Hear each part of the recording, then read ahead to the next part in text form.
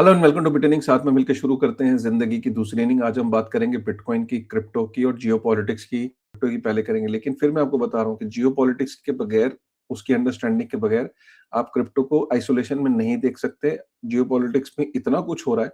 पहले ना छुटपुट इंसिडेंट होते थे इधर उधर, तो उसका इतना इम्पैक्ट नहीं पड़ता था, लेकिन आज की डेट में बिटकॉइन क्रिप्टो पे डेफिनेटली इसका इम्पैक्ट है। उसकी सिंपल सी वजह है कि वॉर की वजह से आपकी जो लिक्विडिटी है वो डिफाइन होती है, रेट कट्स डिफाइन होते हैं कि रेट कट्स होंगे, रेट हाइक होंगे, लिक्विडिटी का क्या सीन है, बॉन्ड्स के प्राइसेस पे, यूएस डॉलर जो है वो स्ट्रांग हो रहा है, वीक हो रहा है, जापान में क्या हो रहा है, ये सारी चीजें जियोपॉलिटिक्स की वजह से इस पे इन सब पे इम्पैक्ट है और ये ऊपर नीचे हो रही है। This video is powered by Mudrex. Mudrex एक इंडियन क्रिप्टो एक्सचेंज है जहां पे आप अपनी क्रिप्टो की इन्वेस्टमेंट और ट्रेडिंग की जर्नी शुरू कर सकते हैं।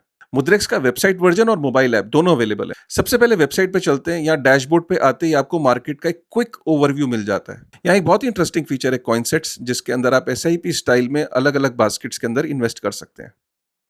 अब देखते हैं मुद्रेक्स का मोबाइल ऐप। लॉगिन करते ही डैशबोर्ड ओपन हो जाता है जहां पे आप मार्केट की प्राइस मूवमेंट्स को, अपनी एक्टिविटीज को ट्रैक कर सकते हैं। पोर्टफोलियो टैब को क्लिक करके आप अपने पोर्टफोलियो की परफॉर्मेंस और अपनी होल्डिंग्स को भी ट्रैक कर सकते हैं। इसमें बहुत ही अच्छा फीचर है कॉइन सेट्स, जहां पे अगर आपको क्रिप्टो की बहुत ज्यादा नॉलेज नहीं है तो आप यहाँ पे बास्केट्स को पिक कर सकते हैं और इंडिविजुअल कॉइन की जगह आप बास्केट को जैसे म्यूचुअल फंड स्टाइल की तरह आप यहाँ पे बास्केट के अंदर इन्वेस्ट कर सकते हैं। और अगर आप डायरेक्टली इंडिविजुअल कॉइन में इन्वेस्ट करना चाहते हैं तो वो भी आप इन्वेस्ट कर सकते हैं। एक या तो वन टाइम या रेकरिंग, दोनों ही यहाँ पे तरीके अवेलेबल हैं। क्रिप्टो के साथ साथ आप यहाँ पे गोल्ड के प्राइस में भी एक्सपोजर ले सकते हैं। तो यहाँ पे आप डायरेक्टली गोल्ड तो बाय नहीं करते, लेकिन आप जॉट टोकन को बाय करते हो, जो कि गोल्ड के प्राइसेस के बेसिस पे अपनी मूवमेंट बनाता है। तो एक बार मुद्रेक्स जरूर ट्राई करना। अगर आप इंटरेस्टेड है तो डिस्क्रिप्शन में लिंक है।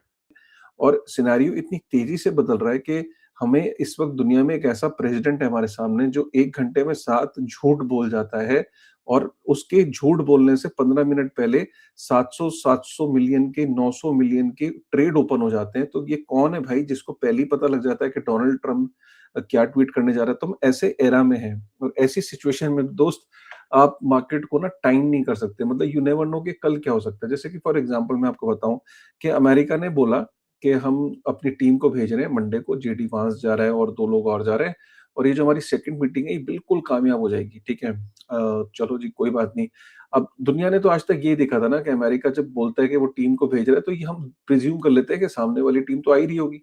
अब जैसे जब उसने बोला कि मैं मंडे को भेज रहा हूँ जेडी वांस को और उसको सेकंड राउंड ऑफ मीटिंग के लिए पाकिस्तान में, तो अब आप ये अज्यूम कर लेते हो कि भाई ईरान तो भेज ही रहा होगा। अब अचानक ईरान ने बोल दिया कि हम नहीं भेज रहे, ईरान के मीडिया ने बोल दिया हम नहीं भेज रहे। तो जब ये खबर सामने आई तो मार्केट फिर बैठ गई। तो इसका मतलब क्या है कि डोनाल्ड ट्रंप को एम्बैरेसमेंट होने लगी। तो डोनाल्ड ट्रंप को जब एम्बैरेसमेंट हुई तो उसने कहा, अरे यार ये क्या हुआ, ये तो मुझे आज तक किसी ने मना ही नहीं किया। तो उसको गुस्सा समझ लीजिए, फ्रस्ट्रेशन समझ लीजिए, उसने स्ट्रेट ऑफ हॉर्मुज में ईरान का एक जहाज जा रहा था 900 फीट लंबा, उस पे उसने फाइनली अटैक कर दिया और उसको कैप्चर कर लिया, उसके इंजन को उड़ा दिया। और फिर वहां पे जो अमेरिका की नेवी थी उसने जाकर उस जहाज पे कब्जा कर लिया ईरान के। ठीक है, तो एक क्लियर सिग्नल है इस वक्त ना, हम ऐसे पॉइंट पे खड़े हैं, हमें नहीं पता इस टाइम सिचुएशन किस तरफ मोड़ लेगी। बट मेरा पर्सनल ओपिनियन ये है, at the end of the day, इतना आप भी समझदार हो, मैं भी समझदार हूँ। अल्टीमेटली डोनाल्ड ट्रंप ने ये अंडर एस्टिमेट किया था कि यार ये स्ट्रेट ऑफ हॉर्मुज इतना बड़ा मुद्दा बन जाएगा। उसने ये सोचा था कि स्ट्रेट ऑफ हॉर्मुज को तो उसने प्लानिंग में लिया ही नहीं था। भाई उसने, अमेरिका अपना चुपचाप बैठा था। इजराइल ने बोला कि भाई इनके पास न्यूक्लियर वेपन है, अगर तुमने इनके न्यूक्लियर वेपन खत्म नहीं करे तो देखो ये बार बार तुम्हें बोलते रहते हैं death to America, death to America. ये तुम्हें तो मारेंगे मारेंगे, हमें भी मार देंगे, चलो इनके न्यूक्लियर वेपन्स को खत्म करते हैं, अटैक करते हैं। अमेरिका ने आओ दिखाना था, उसने अभी वेनेजुएला को उसने कैप्चर कर ही रखा था। तो उसने ये फिगर आउट कर लिया कि हमारे यहाँ पे तेल का भाव वो बढ़ेगा नहीं है, वेनेजुएला हमने ऑलरेडी कैप्चर कर रखा है, चलो 3-4 दिन के लिए घूम आते हैं, छुट्टियां मना आते हैं। बेसिकली अमेरिका के लिए छोटी मोटी वॉर लड़ना ना ऐसा होता है जैसे कोई हम छुट्टी पे चले जाते हैं ना, तो ठीक है वो उसी तरह का है। लेकिन उसने अंडर एस्टिमेट कर लिया ईरान को। पर्शिया, इसकी हिस्ट्री रही है, अगर पर्शिया की हिस्ट्री है यार, उसको ना उसके टेरेन उसको कैप्चर करना। पर्शिया में इतनी लड़ाइयाँ हुई हैं, इतनी बड़ी-बड़ी जंगें हुई हैं। पर्शिया को बहुत कम ऐसा वक़्त टाइम हुआ है हिस्ट्री में कि जहाँ पर्शिया को डिफीट किया गया है। तो पर्शिया के लोग वहाँ पे मतलब उन्होंने अंडर एस्टिमेट कर लिया, और आज आप देखो कि वॉर कितनी लंबी खिंच गई है। अब बेसिकली वॉर न्यूक्लियर वेपन्स की तो रही नहीं है। वॉर बेसिकली इस चीज़ पे आ गई है कि स्ट्रेट ऑफ हॉर्मुज़ पे किसका कंट्रोल होगा। सीधी-सी बात है, अगर स्ट्रेट ऑफ हॉर्मुज़ पे अमेरिका का कंट्रोल छूट गया, बाय चांस अमेरिका वापस चला गया, तो होगा क्या, उस दिन से आप ये समझ लेना कि यूएस डॉलर खत्म। यूएस डॉलर की जो डिक्लाइन है बहुत तेज़ी से हो जाएगा, क्योंकि एक बारी अगर अमेरिका ने स्ट्रेट ऑफ हॉर्मुज़ को छोड़ दिया, तो फिर दुनिया जो है ईरान का तेल खरीदेगी और मस्ती से खरीदेगी और चाइनीज़ युआन में खरीदेगी, ठीक है? तो एक तो ये सिचुएशन है, तो अमेरिका मरता क्या ना करता, अब वो स्ट्रेट ऑफ हॉर्मुज़ को छोड़ ही नहीं सकता। स्ट्रेट ऑफ हॉर्मुज़ खुलवा तो पाया नहीं, मतलब सोचिए कि अमेरिका इतनी बड़ी सुपर पावर होके दुनिया को इकट्ठा नहीं कर पाया कि वहाँ जाके छोटे से 30-33 किलोमीटर चौड़े रास्ते को खुलवा सके। सोचिए सोचिए अब कि एक बारी मतलब ये दुनिया में वैसे भी अब अमेरिका की जो ये पावर गेम थी ना, उसको धक्का पहुँचा है। अमेरिका की मूवीज़ आती हैं नेटफ्लिक्स पे, वो देखते हैं वहाँ के सोल्जर्स, ऐसा लगता है कि ये इनको तो कोई डिफीट ही नहीं कर सकता। लेकिन लिटरली बताऊँ, रियलिटी कुछ और है। मतलब अ, जब से मैंने होश सँभाला है, मतलब लिटरली यार मैं बताऊँ तो अमेरिका को मैंने पहली बार किसी एक पावरफुल नेशन से भिड़ते हुए देखा, और मैं देख रहा हूँ कि they are not able to like counter this, honestly speaking. हमने आज से पहले ये सुना था लीबिया कैप्चर कर लिया, वेनेजुएला कैप्चर कर लिया, इराक कैप्चर कर लिया, ये कर लिया, वो कर लिया। पहली बार ना कोई लेवल प्लेइंग फील्ड पे देख रहे हैं कि हाँ, अफ़गानिस्तान सुनते थे 20-20 साल तक वहाँ लड़ाइयाँ। पहली बार देख रहे हैं कि अमेरिका की टक्कर में कोई चीज़ आई तो अमेरिका के हाथ-पैर तो फूल गए। 33 किलोमीटर का रास्ता नहीं खोल पा रहे यार, सोचो सोचो ज़रा। और ये तब नहीं कर पा रहे कि जब वहाँ पे उसी उसी एरिया में सऊदी अरब उनका दोस्त, यूएई उनका दोस्त, अ, इराक उनका दोस्त, कुवैत उनका दोस्त, मतलब ये सारे उनके दोस्त बैठे हुए थे, और तब ये रास्ता नहीं खुलवा पा रहे। तो आप सोचो कि इतने लोगों के बीच में ईरान कैसे वो रास्ते पे जम के बैठा हुआ है। अगर यहाँ से अमेरिका ये नेगोशिएशन के अंदर वो ये डिसाइड होता है कि जी अमेरिका स्ट्रेट ऑफ हॉर्मुज़ को खाली छोड़ के जा रहा है, तो फिर आप समझ लो कि उस दिन से ना तो अमेरिका की आर्मी में कोई विश्वास दिखाएगा, ना अमेरिका के डॉलर में कोई विश्वास दिखाएगा। वो अगर विश्वास दिखाएँगे, तो वो दिखाएँगे चाइना के अंदर, चाइना की करेंसी में, और चाइना एकदम विनर निकलेगा इसमें से। ईरान से भी बड़ा विनर इसमें चाइना आएगा। अब मैं सिनेरियो बताऊँ आजकल हो क्या रहा है। बेसिकली क्या है कि कहीं न जो बाकी कंट्रीज़ हैं, चाहे चाहे जो जो इनका साथ दे रहे थे, जो जिन्होंने अपना बेस दिया हुआ था ये मिडल ईस्ट में, चाहे सऊदी अरब है, यूएई है, इराक है, कुवैत है, इन सारी कंट्रीज़ ने कहीं न कहीं साथ दिया हुआ था। भई अमेरिका को एक सपोर्ट सिस्टम दिया था। अब इन कंट्रीज़ का पहले भी इन्होंने ये बोला है, अब भी ये इनका मानना है कि ये जो वॉर जो स्टार्ट की गई, इसमें इनको लूप में नहीं लिया गया। और लूप तो लेना छोड़ो, अभी तक ये भ्रम की स्थिति थी कि अमेरिका इन देशों को प्रोटेक्ट कर रहा है मिलिट्री के लेवल पे। जब ये लड़ाई शुरू हुई ना, तो पता ये चला कि अमेरिका के बेसिस को प्रोटेक्ट किसने किया? वो ईरान, वो सऊदी अरब और यूएई की खुद की जो इंटरसेप्ट मिसाइल्स थी उनकी, जो अमेरिका से उन्होंने ली हुई थी। नो डाउट टेक्नोलॉजी उनकी नहीं थी, लेकिन फिर भी अमेरिका ने इतना अपने लिए नहीं किया जितना इन कंट्रीज़ ने अमेरिका के लिए किया, जबकि उल्टा होना चाहिए था कि जंग छिड़ती तो अमेरिका को इनके अंदर जाके इनको सपोर्ट सिस्टम देने का वादा था। तो कहीं न कहीं ये भी पोल खुल गई कि अमेरिका ने ना तो मिलिट्री लेवल पे कुछ कर पाया। अब वो एक लास्ट चांस दे रहे हैं, बेसिकली यूएई ने बोला है कि करेंसी स्वैप कर लो, तो हमें डॉलर चाहिए, क्योंकि अगर डॉलर हमारे पास लिक्विडिटी क्राइसिस होने वाली है, और अगर यहाँ पे भी अमेरिका फेल हो गया कि उनको डॉलर नहीं दे पाया, सपोर्ट नहीं दे पाया इस टाइम पे, सीधी-सी बात बता रहा हूँ कि ये जितनी भी यूएई की कंट्रीज़ हैं, ये ईरान को छोड़िए, ये चाइना की जाके गोदी में बैठ जाएँगी। तो ईरान तो चाइना के साथ है ही है।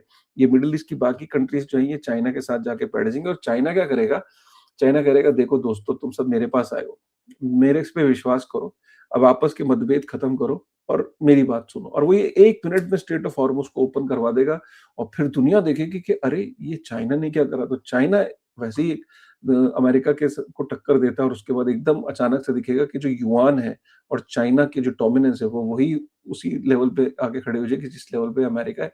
अमेरिका को ये बर्दाश्त नहीं होगा, और चाइना अपना ताइवान के साथ भी रिलेशनशिप सुधार लेगा, और वो कहेगा कि देखो अब मेरा ताइवान के पीछे भी अपोज़िशन लीडर 10 साल में पहली बार चाइना आई थी, और वो यूनिटी की बात करके गई है। वो ये बात करके गई है कि हमारे हमारे आने वाले बच्चे जो हैं वो बैटलफ़ील्ड में नहीं उतरेंगे। हम हमारी जो मूल रूप से हमारी जो एंसेस्टर्स हैं वो चाइनीज़ हैं, और कहीं न कहीं वो अपने मतभेदों को सॉल्व करना चाहते हैं। तो इसका मतलब क्या है, चुपचाप चाइना बिना वॉर लड़े ताइवान को अपने साथ कर लेगा। इधर से उसने मिडल ईस्ट में अपना प्रभाव बढ़ा लिया, स्ट्रेट ऑफ हॉर्मुज़ चाइना खुलवा देगा और अमेरिका को गुड बाय कर लेगा। पूरी दुनिया में ये हो जाएगा कि जो काम कोई नहीं कर पाया, वो काम चाइना ने करके दिखा दिया। इस वक़्त आपको क्या लगता है कि चाइना इस वॉर में एक्टिव है नहीं? वो बिल्कुल एक्टिव है, बस पीछे से है। और चाइना जो है वो इसमें बिलीव नहीं करता डायरेक्ट कॉन्फ्लिक्ट में, वो पीछे से पूरी गेम खेल रहा है, ईरान को पूरा सपोर्ट कर रहा है, सैटेलाइट इमेजेस दे रहा है, वेपन्स दे रहा है, दवाइयाँ दे रहा है, टेक्नोलॉजी दे रहा है, हर लेवल पे चाइना उसे सपोर्ट कर रहा है, ठीक है? सो ये जो जियोपॉलिटिकल सिनेरियो ना इस टाइम मैं आपको बताऊँ, नेगोशिएशन ये जो होने वाली है कुछ नहीं निकलेगा। नेगोशिएशन में ultimately Pench straight of Hormuz पे फँसेगा। स्ट्रेट ऑफ हॉर्मुज़ को ईरान किसी भी हालत में नहीं छोड़ने वाला है। वो बोलेगा कि भैया मैं स्ट्रेट ऑफ हॉर्मुज़ को नहीं छोड़ूँगा, रखूँगा भी और टोल भी लूँगा। और अमेरिका ये कहेगा कि भैया मैं ये छोड़ नहीं सकता, और अगर अमेरिका ने छोड़ दिया तो आपको मैंने ये सब चीज़ें बता दी। तो अभी कुछ भी हो सकता है, मतलब ये वॉर एस्केलेट भी हो सकती है। ईरान और इज़राइल एक बार को ये बोल सकते हैं कि यार जहाँ इतना लड़े हैं, चल खत्म ही करते हैं ना। Let's go for the ultimate this thing. अगर अल्टीमेट उसके लिए जाता है तो ये वॉर उस रीजन में और बड़ा विकराल रूप ले लेगी। एनर्जी क्राइसिस बढ़ जाएँगी, पेट्रोल के दाम बढ़ जाएँगे, डीज़ल के दाम बढ़ जाएँगे, गैस के दाम बढ़ जाएँगे और क्राइसिस हो जाएगी, फर्टिलाइज़र्स नहीं मिलेगा। मतलब हम बहुत ज़्यादा डिपेंडेंट है हीलियम से लेके हर चीज़। तो बेसिकली आने वाले जो कुछ समय है ये बड़ा इम्पोर्टेंट है और इसका डेफिनिटली इम्पैक्ट पड़ेगा हर चीज़ पे। अगर नेगोशिएशंस थ्रू हो जाती हैं तो बहुत ही बढ़िया। अब मार्केट्स के अंदर अचानक फिर से देखोगे लिक्विडिटी आते हुए, सेंटिमेंट्स इंप्रूव होते हुए, और ये बिटकॉइन और क्रिप्टो पे भी इसका ऑब्वियसली इम्पैक्ट होगा। मैं एक बारी आपको थोड़ा-सा बिटकॉइन का अगर दिखाऊँ तो $75,000 के आस-पास बिटकॉइन चल रहा है और ये इस टाइम 73,000 में चला गया था। लेकिन अभी एक सुनने में आई है कि ईरान ने कहीं न कहीं हामी भर दी कि ठीक है, सेकंड राउंड ऑफ मीटिंग में वो आ रहे हैं, तो ये मार्केट में थोड़ा-सा फिर से रिकवरी देखने को मिला है। लेकिन एक बुरी खबर मार्केट में ये है कि यार 2 दिन के अंदर $13 बिलियन के ना डीफाई के अलग-अलग हैक हुए हैं। नियर प्रोटोकॉल का एक में कुछ हैक हुआ है, एक केल्प डाउ करके इसमें हैक हुए, 200 मिलियन प्लस का ये हैक है। सो बेसिकली ये लेयर 0 जो है ये ब्रिज के केल्प डाउ का ये कहना है कि ब्रिज की वजह से वो लेयर 0, उसका ये कहना है कि नॉर्थ कोरियन का जो ग्रुप है, नॉर्थ कोरियन ग्रुप लज़ारस ग्रुप, इसके पीछे $292 मिलियन का ये जो हैक हुआ है बेसिकली। ये हैक इस तरीके से हुआ कि बेसिकली जो हैकर था, वो इस तरीके से ब्रिज को उसने यूज़ करके कन्विंस करा केल्प डाउ को कि ईथ को हमने स्टेक कर दिया है, तो बदले में हमें जो आरएस ईथ है, तो बेसिकली आरएस ईथ क्या है कि जब आप स्टेक कर देते हो ना इथेरियम को, तो आप उसको यूज़ नहीं कर पाते हो। तो आपको इसके बदले में ना एक सिंथेटिक टोकन मिल जाता है on top of your staked ETH. तो ये आरएस ईथ आपको मिल गया, तो हैकर ने ब्रिज के थ्रू ऐसा कम्युनिकेशन प्रॉब्लम बता रहे हैं कि ब्रिज के थ्रू ऐसा कम्युनिकेट किया, विश्वास दिलाया कि उसने इथेरियम को स्टेक कर दिया, जबकि उसने एक्चुअली इथेरियम को स्टेक नहीं किया था। और केल्प डाउ ने उसको आरएस ईथ इक्विवेलेंट अमाउंट का इश्यू कर दिया, और ये इश्यू करने के बाद उसने इस आरएस ईथ को लिया, क्योंकि इस टोकन को आप स्टेक कर सकते हो, आप इसको कोलेटरल की तरह यूज़ कर सकते हो, तो उसने ले जाके अलग-अलग प्रोटोकॉल्स पे इसको यूज़ किया। बाद में जब पता लगा, तो अचानक फिर उसको फ्रीज़ किया। आवे पे बहुत ज़्यादा इसका नुकसान हुआ है। और भी जो स्टेकिंग प्रोटोकॉल्स हैं, जो डीफाई प्रोटोकॉल्स हैं, वो सब इस टाइम डाउन है, सब पे कहीं न कहीं इसका असर पड़ा है। सो इतने बड़े-बड़े जब अटैक्स हो रहे हैं डीफाई के ऊपर, तो गाइस क्रिप्टो एक तो ऊपर से जियोपॉलिटिकल सिनेरियो, ऊपर से ये डीफाई के ऊपर अटैक्स, तो all in all it is not a good thing at all. Near का जो बिगेस्ट डीफाई प्रोटोकॉल है, उस पे भी 7.6 मिलियन का फेक टोकन ओरेकल अटैक हुआ था। तो इस तरह के अटैक्स एआई के आने के बाद, लज़ारस ग्रुप ऑलरेडी जानता है कि डीफाई के अंदर किस तरीके से वो एआई का यूज़ करके, या ये डिफरेंट हैकर्स इतने एडवांस हो गए हैं। अगर इस तरीके से डीफाई प्रोटोकॉल्स पे इतनी जल्दी-जल्दी अटैक होने लगे और इतने बड़े अमाउंट जाने लगे, तो आप समझ सकते हो कि फिर ये बहुत बड़ा क्वेश्चन मार्क है डीफाई के ऊपर। लेकिन bitcoin is doing really well, क्योंकि आप ये देखो प्राइस के पर्सपेक्टिव से नहीं, अभी भी माइक्रो स्ट्रैटेजी ने फिर से थर्ड बिगेस्ट परचेज़ उसकी माइक्रो स्ट्रैटेजी की अभी तक की 34,164 बिटकॉइन खरीदे, $2.54 बिलियन के खरीदे। So again bitcoin is really emerging as a true winner इस वॉर के अंदर। मैं आपको ये भी बता दूँ, क्योंकि इस वॉर के अंदर एक चीज़ क्लियर हो गई कि अमेरिका ने जो रशिया के $300 बिलियन फ्रीज़ किए थे, उसने ईरान के भी $120 बिलियन फ्रीज़ किए हुए हैं, जो कि ईरान चीख-चीख के माँग रहा है। और हमने देखा कि स्विफ्ट नेटवर्क के थ्रू किस तरीके से वो सैंक्शंस लगाता है शिप्स के ऊपर, बैंक्स के ऊपर, कंट्रीज़ के ऊपर। तो ये दिन-प्रतिदिन जो इस वॉर के अंदर हमने देखा कि अगर ईरान ने क्रिप्टो करेंसीज़ में अगर उसने टोल लिया है, तो ये दर्शाता है कि उसको पता है कि स्विफ्ट नेटवर्क के बाहर भी एक सिस्टम है, और वो है बिटकॉइन। और अगर उसके थ्रू अगर वो वो टोल कलेक्ट करता है, तो पूरी दुनिया को एक सिग्नल ये दिया कि अमेरिका की ये जो स्ट्रेंथ है, जो यूएस डॉलर, उसका अगर कोई काउंटर है, तो वो बिटकॉइन है। तो I think that is will definitely give lot of benefit to bitcoin और बिटकॉइन प्लस जैसे यूएई के अंदर जो वेल्दी नेट इंडिविजुअल्स थे जो अचानक एकदम निकलना चाहते थे या सऊदी या मिडल ईस्ट से वो वॉर के अंदर से एकदम निकलना चाहते थे, तो उनके लिए निकलने के लिए जो बेस्ट पॉसिबल ऑप्शन था वो था बिटकॉइन। वो गोल्ड नहीं था, वो रियल एस्टेट नहीं था। बिकॉज़ अगर किसी को ये बोला जाए कि भाई मिडल ईस्ट में वॉर हो गई, 48 घंटे में तुम्हें निकलना है वहाँ से, तो वो क्या लेके निकलता? वो रियल एस्टेट लेके निकलता? नहीं। क्या वो गोल्ड लेके निकलता? नहीं। वो अगर निकल पाया तो वो बिटकॉइन जिनके पास थे वो आराम से निकल पाए। तो कहीं न कहीं बिटकॉइन की इम्पोर्टेंस ना इस जियोपॉलिटिकल सिनेरियो में बहुत ज़्यादा उभर के आई है। इसीलिए आपने देखा होगा कि हर एसेट क्रैश कर रहा है। हर एसेट, लेकिन बिटकॉइन अगर बढ़ नहीं रहा है तो उतना क्रैश नहीं कर रहा है जितना बाकी एसेट आप देख रहे हो कि क्रैश कर रहा है। वो पता लगा कि बिटकॉइन में भी अपने ऑल टाइम हाई से काफ़ी करेक्शन है। लेकिन अभी कई एसेट हैं जो अपने यहाँ से भी और ज़्यादा टूटे हैं, खासकर ऑल्ट कॉइन्स को तो आप देख ही रहे हो। सो राइट, तो ये इस तरह का सिनेरियो बन रहा है गाइज़, ठीक है? तो आपका क्या कहना है, एक बार ये जो जियोपॉलिटिकल सिनेरियो पे मैंने जो भी आपको एक समझाया, जो बताया, आपका क्या टेक है? एक बारी कमेंट करके बताना और मैं भी ये भी चाहता हूँ कि सुनील अग्रवाल जी से आप नेक्स्ट वीडियो में क्या समझना चाहेंगे, एक बारी कमेंट करके ज़रूर बताइएगा, ठीक है? चलिए मिलते हैं फिर तब तक एक नई वीडियो में, तब तक थैंक यू वेरी मच।